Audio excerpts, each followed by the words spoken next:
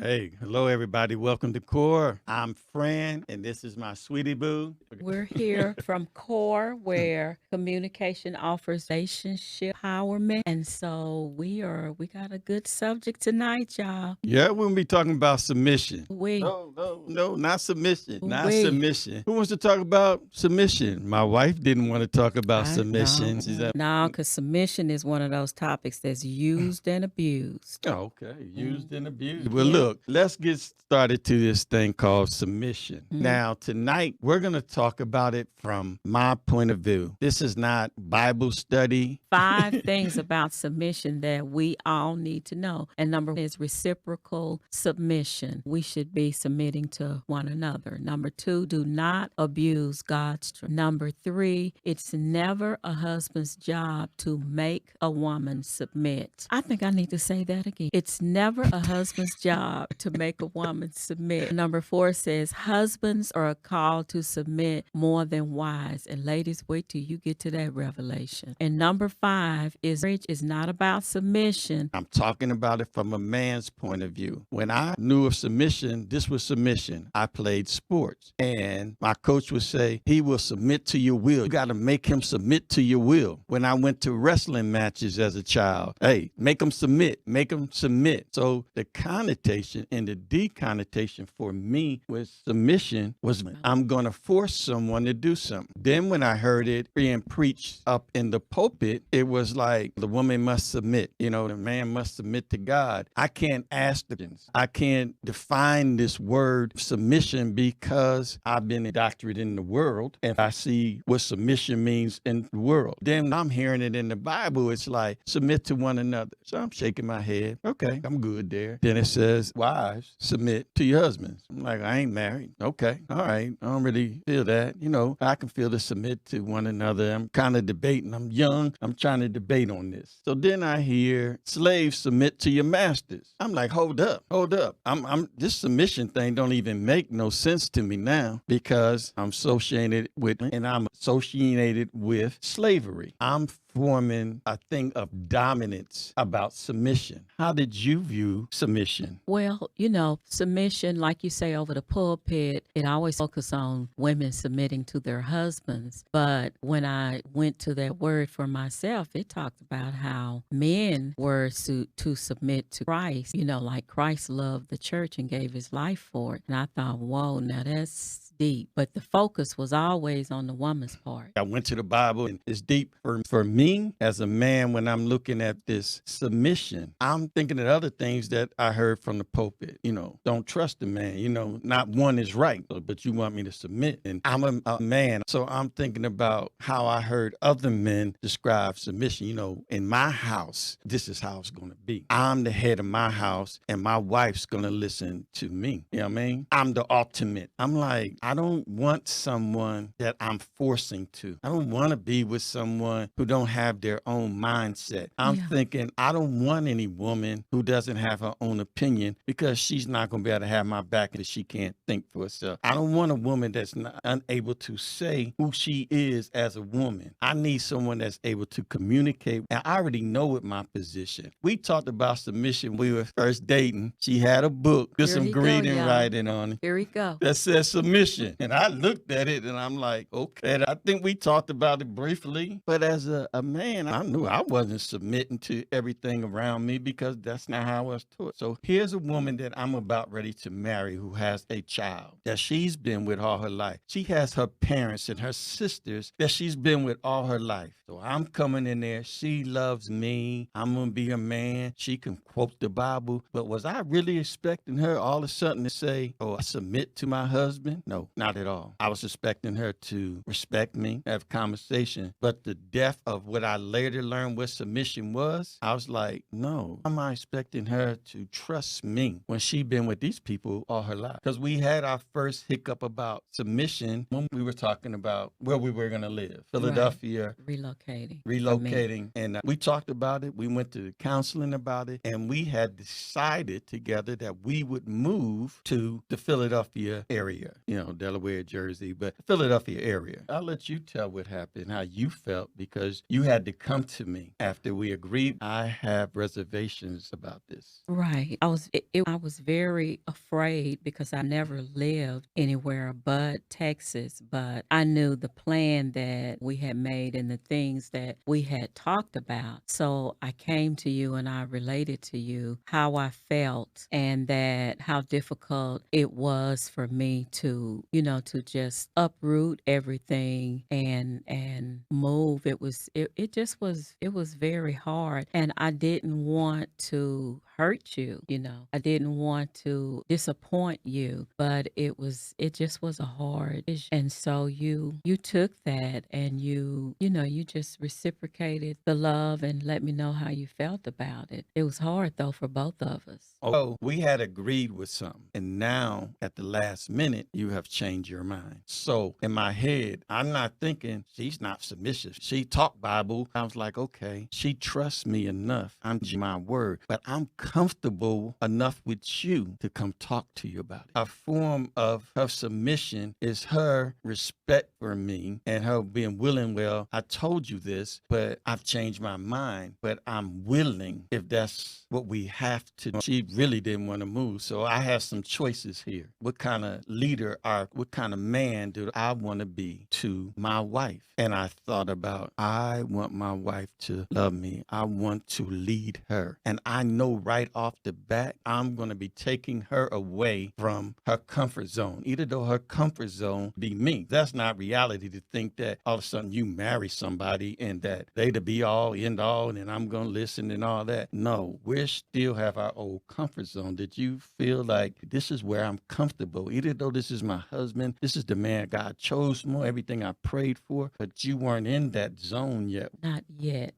It was going to be a new experience and I was scared. I was afraid. I don't know what I was afraid of. Just the fact that I was moving away from everything I knew, I'm thinking she doesn't trust me yet, Lord. She's not at that place where she can completely trust and see my actions. Here's my first time to show her my actions, Lord. I can act a fool. I can show her submission is to God. Because you know what God says? He tells me to love my wife. Nowhere in the Bible does it tell the woman to love her husband. It tells her to be submissive. There's people in the Bible who talk about they love their husband, but there is no command for them to love their husband, but to submit to their husband. I really ain't looking for that, but I know what I'm supposed to do as a man. I'm supposed to lead my household. How do I lead my household? Do I want to be the type that has to raise my voice, beat down somebody to get him to do what I want? I can't, where I have a woman in my life that cannot speak to me. So she came and spoke to me. So it's like, that's one, Lord. I can see that. She can speak to me. She can communicate with me. So then we can make rational decisions together. And we can walk through this thing called submission. So that was like our first hurdle right there. That's real world how it looked. No, it didn't happen overnight. And then the next one is the funny one for me is the checkbook. My wife's independent, making it flow. She got that money. And you shaking your head. She know you want the story. I'm just getting ready. Oh, you tell the story. Go ahead. So we came up with our budget, our purpose as we called it. And I think we were in maybe 5 months in. And my wife was like, I'm not used to answering it. I chuckled inside of my head. Once again, God says, what are you supposed to do? Love your wife. It's not my lane to make her submit. That's her and God. My lane to get her to a place where she trusts me. So I'm like, let's come up with a different plan that will make you comfortable. That's real life submission. So we worked it out with a plan. That's we're reciprocal, learning how to submit. I'm in charge, but I know that it's not something I've ever said to my wife because once again, the Bible says what? It's my job as a man to love my wife. Her commandment is to submit. That's not my lane because this word submission, I didn't like it at all. And I'm a man. I didn't want some Stafford wife. I didn't want somebody that robot, that I'm feeding information. I like a little tussle. I like a little femininity. I know that this woman right here is going to represent me when she walks out that house, that she's going to hold herself a certain way. She's going to be a certain way because of the confidence that I'm going to help instill in her, make her feel feel like a woman, make she feel like I can talk to him. That's what I want. The relationship that I have with Jesus Christ, the relationship I have with God, that I can come to him. One of the things that I was thinking about going back to the book, it was called Liberated Through Submission. And one thing the author said that really makes sense is that most of us have never seen submission in this. The world don't really hate submission. They advocate slavery, they advocate dominance, dictatorship, those sorts of things. But to really see submission in play, you have to that point where you trust one another to know that, my partner has my back. When you have a husband who is really loving you like Christ loved the church, he's not going to ask you to do anything crazy, and he's not going to be abusive, and he's going to be full, and he's going to be trustworthy. And so in reading that book, I was not what I thought was submission. I think I had the mentality that submission was more like one person is leading and the other person is always following. And yeah, I had a problem with that. I was bothered by that's even in the word, But what I found out is when there is real love doesn't hurt, it doesn't take advantage of, it is not violent, it's not all of these things. So yeah, I started realizing that I had not been submissive, and I started trying to do that in my life. And so you and I have grown. It took us some years to grow to that point. So yeah. And that's what I understood as a man. We went to seminars, and I've heard women in seminars with their husband, and they said, well, I'm turning it all over to him. All of a sudden that sounds good and people clapping, but I said, she just abandoned her. That's not submission. That's like me washing my hands of it. We were buying another home. My wife wasn't feeling the home. It needed some work to done, but it was my dream home. It had everything that I ever dreamed of and having. And my wife is telling people, well, I was like, I really want it. I ain't gonna force it down the throat. And she was like, I don't know. I don't really feel it. There was a house before that she liked. And I was like, I don't really feel that. But if this house makes you feel comfortable and you want it, she comes back to me. She said, I don't want it if we don't want it. I need you to feel comfortable. This style that I'm learning in the Bible about love and how Jesus was, I'm learning. So when we get to the house that I really want, and my wife was like, I'm just going to let it. And I felt kind of abandoned. I never told her this. I didn't hear the us and the we. I heard, I'm going to let him. Go ahead. Yeah, this was a house that was a foreclosed property, so it was in pretty bad shape. And no, I wasn't feeling it. I told him I wasn't feeling it. But I finally said to him and said to our real estate agent, I'm just going to let my husband handle it. Now, to him, he felt abandoned. I felt like I was being submissive, but I think my feelings made it clear that this was not something that I really wanted to do, but I'm just going to go along. I play sports and we ride as one. We don't watch. This is just how men think. If we're a team and we're one and we're going in the same directions, we come to agreement. I don't say, I may not agree with the approach that we're taking, but I'm going to my teammate. And I said, we're going to ride this together. It's not that I'm going to stand back. I'm with you right here. And that's the kind of leader I wanted to be, but I was still growing and learning. I'm going to tell you something that changed perspective of me. So I started reading this submission thing 30 years into being saved, and I still not quite understanding. Somebody said it's a military word. Oh, okay. That it meant the people under him. And I said, yes, I've been in the military. I didn't pound my people. I didn't force my people. I explained to them when we had the opportunity. I taught them. I taught them to be leaders. Now I understand this submission because I would die for each and every one of the soldiers that were underneath me. I put their well-being over me. Now this word submission is making better sense for me. That's what I want to do in my marriage. I have have my wife and my family to take care of, and I want to lead them. And the guys that I had, they'll go through a wall for me. They didn't question anything because of the rapport we had built up. They knew what we had was reciprocal. They knew I was all about them. And as I said before, when it comes to my wife and her submission, it's not my lane. That's not my lane. My lane is to love and protect and lead. If I try to go over into her lane, I'm out of pocket. I learned what this word really means and the whole context of it. And when I see how God throughout the Bible protected women, the whole picture is coming to fruition for me now. Submission is to me to love my wife, to lead her. Understanding what your role is in a marriage, God's order. When we get out of order, then there's chaos, And I do believe that this is why our society and or why we're having so much trouble and why there's so much discord. Just not being clear about what our roles are as men and women, and nobody trying to name the other person, because that leadership is a position of service and not commands and demands and dominance and all of that. It is demanded. Sometimes I had to tell people to do something at a job or somewhere, and I didn't really have time to explain to them. Okay. But I build up a rapport with them, reciprocal, where they would trust me like I've been doing with our marriage. I didn't expect it overnight. Yeah. What I expected was respect. I can respect my mother-in-law, but she ain't my leader. I ain't submitting to her. So respect and submission is different. So if I can lead right, submission is not going to be based on how much money I have. It's not going to be based on my power. It's not going to be based on me yelling or screaming. It's going to be based on my character, leadership. And I'm going to give you another real life. I wanted to keep one of our houses and rent it out. My wife was what could, and what all that thing. So this is 18 years ago. She wasn't feeling it. She wasn't ready. Now I have choices. I had enough money and I could just do what I wanted to do and just saying, this is what we're going to do. But I trusted in loving my wife. Come 14, 13 years later, we got another house, a second house.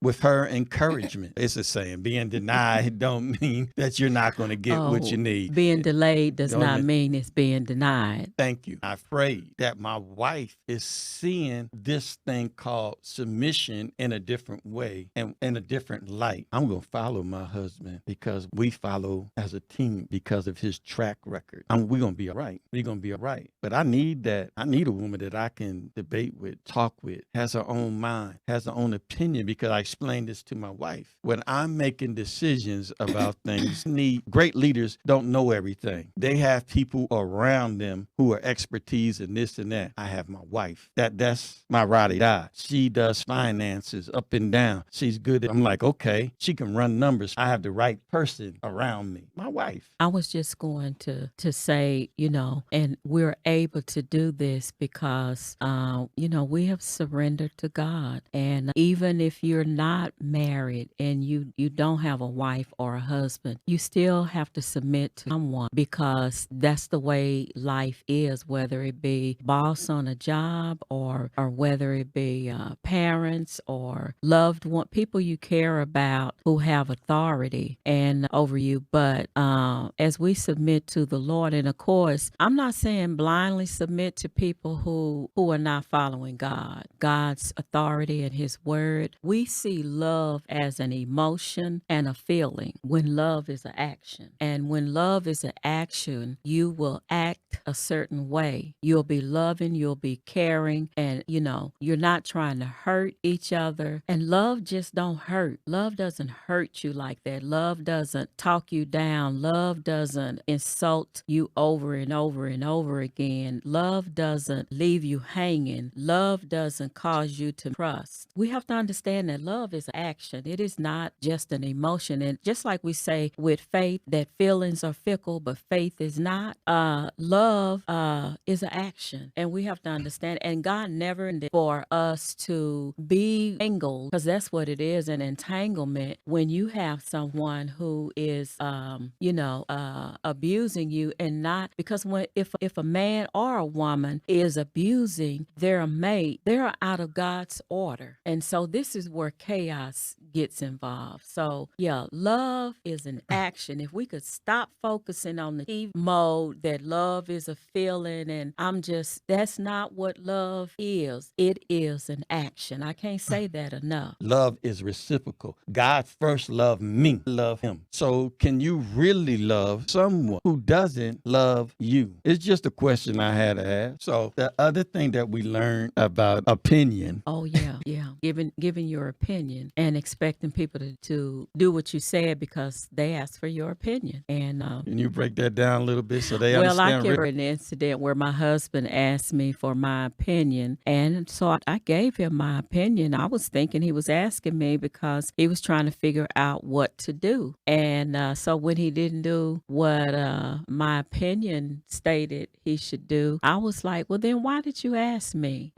So then he broke down to me that just because he asked my opinion did not mean he was asking me what to do. So now we have that understanding. I don't get upset about it, but maybe, I don't know, other people may feel that way as well. But if not, that was, I had a different understanding. I ask for opinion. I ask people for their opinion. First of all, I ask my wife all the time for her opinion so I can form an informed decision about what we're going to do, and then I come back and talk to her about it. So I asked her opinion about the situation. I prayed. I came back. Well, babe, this is what I think and why I think. And I noticed she made a face. And I was like, oh, we're not on agreement here. Oh, I'm trying to think what I did wrong because I'm looking at myself. I said, well, what did I do wrong? So I said, what's wrong? And then she gave me that. Well, don't ask for my opinion if you're not going to do it. And I said, oh, so you think me asking for your opinion is you going to tell me what to do? I see that in a lot of relationships. I ask for her opinion, not asking her what I should do. But now that opened my eyes too to a lot of things because, a lot of people come to us for counseling and for advice or our experience in different things. And after that incident, I learned just because people come to you with questions and advice and everything, they still are, they're entitled to their opinion and how they solve their problems. And the fact that I told them one thing and they did something else, that's not really on us. That's on them. And maybe they were just information gathering. I don't know. But I stopped having expectations of people then. So that helped me in a lot of ways. Sometimes we do that with but they are entitled to their own opinions, whether I agree with it or not, because when you make decisions, you have to make the decisions for yourself. I need to make sure when I talk to her that she really feels like we are making that decision God way. There's a different kind of magic to it. Yeah. There's a different kind of magic to it. All right. That's so true. Okay. So what I'm talking about is when I'm doing the right thing under God's color, then God will take care of the submission. It's about God. When you're a leader, you make them feel that it's about us. The team. It's the team. Yeah. So that's what you want in your when you start to understand. See, I don't have a problem with the word submissive now because, okay, I understand it, but it ain't my problem. It is not something I really have to worry about because I'm a man and I understand that if I do my part, then God's going to do his part. Like Abigail. I love some Abigail because she married to a fool. He about ready to get beat down, get killed by David, and she could choose to go with a future king, but she choose to submit and go to him and humble herself to this fool to get him to see the light so he won't even kill. He don't even know what's going on because this woman is saying, I'm going to do what God is. And God took care of the fool and she ended up with the king. So that's what I'm trying to tell y'all. Continue to do what God said, but don't take abuse. I shouldn't have to say, don't take abuse. Okay. And this is what I've been saying since the beginning. Our marriage, our mission is not to submit. Submission. It is to love. And it love says, will make you submit. Yeah. It'll And have sis- you submit. This is my Want wife. submit. Yeah, Renee sees so much better than me. I'm going to let you read that out. Both. In practical terms, I believe that this Christ-like love should compel husbands to daily lay down their demands to willingly pursue the preferences of his wife. Let her pick the paint colors. Let her pick the restaurant if she wants to. As Jesus washed his disciples' feet, get some good lotion and massage her feet. Give her your very best, not your leftovers. Delight in seeing her smile, knowing she has a husband who adores her. Men, let's do these things. You'll be more content in your marriage, and your wife will be as well. When there comes a rare crossroads in your marriage, when you and your wife aren't in complete agreement about which road to take, she will find it much easier to submit, which simply means she's freely giving an invitation you to lead, because she'll know without a doubt she has a husband who is following the Lord and who would gladly give his life for her. So we thank you all, and give us a visit at YouTube at Fran and Lana. Hey, thank you, everybody. It's time to say goodbye. Our time is up. We love you. Peace and blessings. Peace and Thank you for blessings. being my wife. Thank you for being my husband. Amen. Good night, everyone. Good night.